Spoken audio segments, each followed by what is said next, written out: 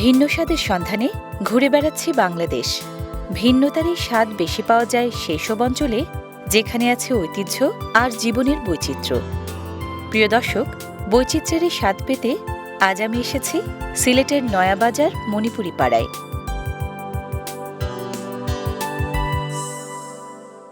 প্রিয় দর্শক, এখন যে রান্নাটা দেখানো হবে তার নামটা শুনলে একটু চমকাবেন।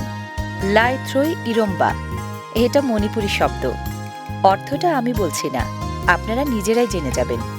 আমাদের আজকের রাঁধুনি অপর্ণা বৌদি, আর সহযোগী হিসেবে আছেন তার ভাগ্নি শিউলি।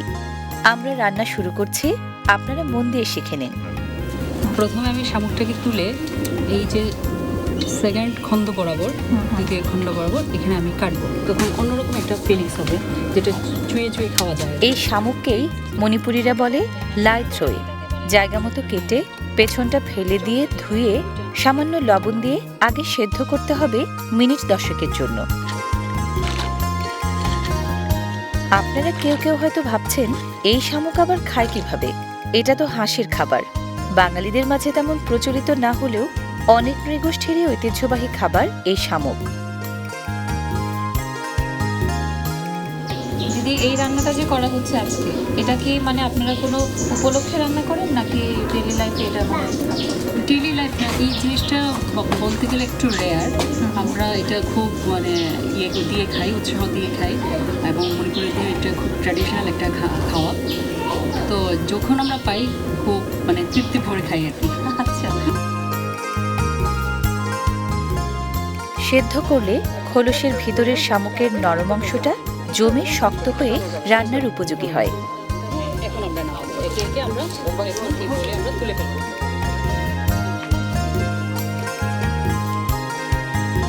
পানিগুলো আমরা ঝরে ঝরে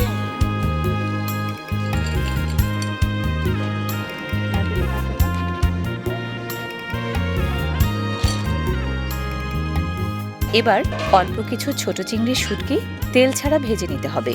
ভেজে নেওয়া হচ্ছে চিংড়িটা মচমচে করার জন্য। তারপর সেটা ছোট্ট কাহালচিতে রেখে গুঁড়ো করতে হবে।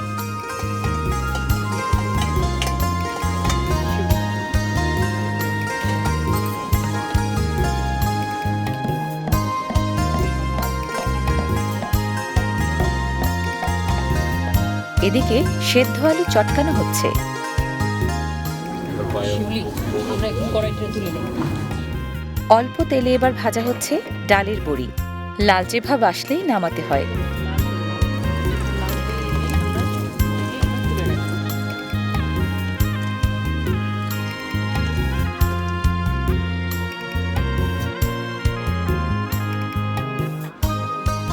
এবার গরম তেলে ভেজে নেওয়া হচ্ছে চ্যাপা বা পুঁটির শুটকি।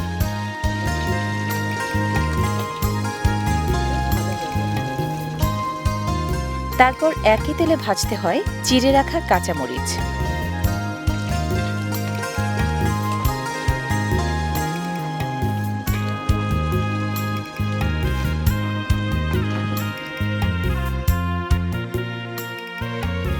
এবার ভাজা কাঁচামরিচ আর শুটকি সেই ছোট চিংড়ির গুঁড়োয় মিশিয়ে 3 আইটেম একসাথে গুঁড়ো করা হচ্ছে।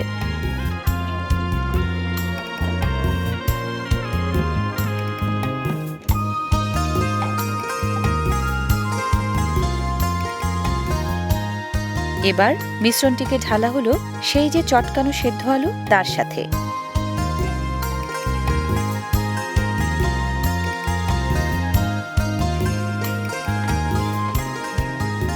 তারপর একটু গরম পানি মিশিয়ে চামচ দিয়ে নেড়ে দিতে হবে।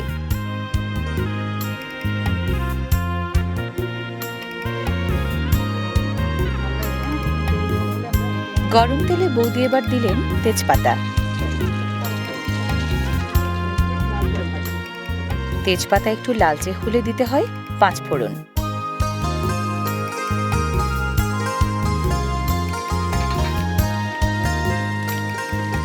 পাঁচফোড়ন আর তেজপাতা ফ্লেভার ছড়ালে তাতে একে একে দিতে হবে আদা কুচি, শুকনো মরিচ আর জেনাম বা নেন্নাম পাতা, যা বিশেষভাবে মণিপুরীরাই খেয়ে থাকে।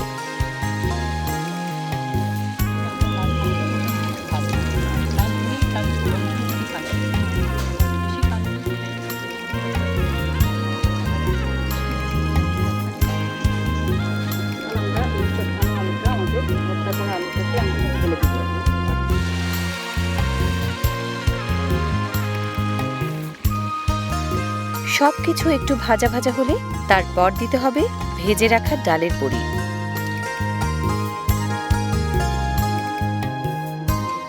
সব শেষে দিতে হবে সেদ্ধ করে রাখা সেই লাই থ্রই বা শামুক।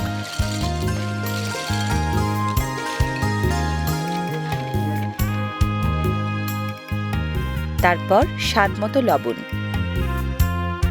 রান্না হচ্ছে লাই থ্রই ইরম্বা। লাই থ্রই মানে শামুক, তা তো জেনেছেন। ইরম্বা মানে অনেক কিছু সহযোগে একরকম ভর্তা।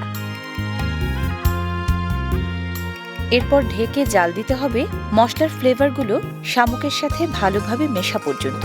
খুব বেশি সময় লাগে না।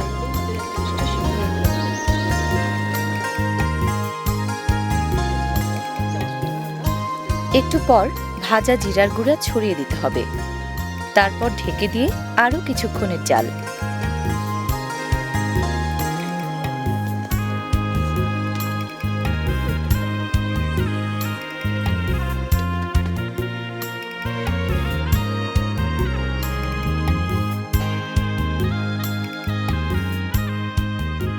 নামানোর আগে আগে দিতে হবে ধনিয়া পাতার কুচি।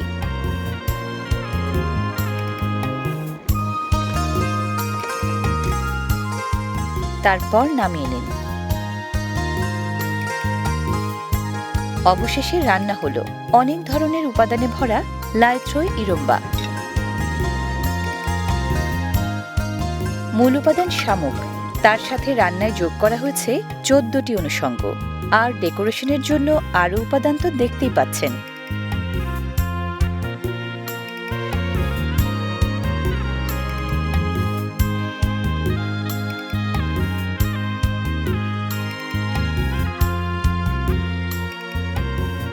এবার আমার খাওয়ার পালা। এখন একটু চেখে দেখেন। খাবো তো অবশ্যই, কিন্তু এটা খাই কিভাবে দিদি? আমি আপনাকে দেখাই কিরকম খাবো। এদিকে সামনে করে আমরা একটু চুষবো, চুষলে কিন্তু এই খাওয়ানোটা কিন্তু চলে আসবে। আচ্ছা আচ্ছা, আমি চুষে দেখাচ্ছি আপনাকে। মজা মজা। চুষবো। আসবে না তো দিদি? আসবে এমনিতে আসবে।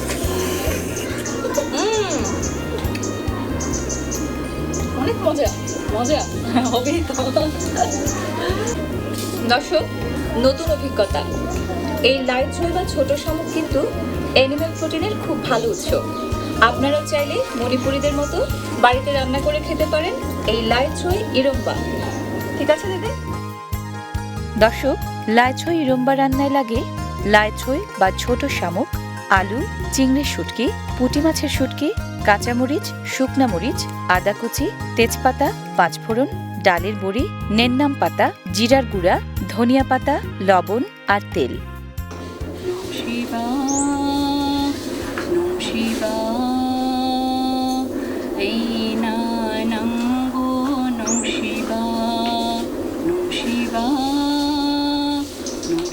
কথায় বলে না, যে রাধে সে চুলও বাঁধে।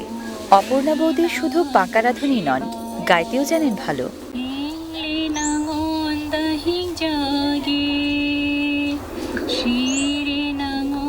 মণিপুরি এই গানে প্রেমিকা তার প্রেমিককে বলছে, ওগো প্রিয়, জীবনে যেমন ভালোবেসেছে তোমায়, মরণের পরেও তেমনি ভালোবাসতে চাই।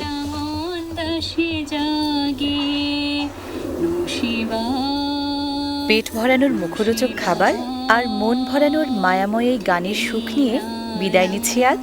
আবার দেখা হবে।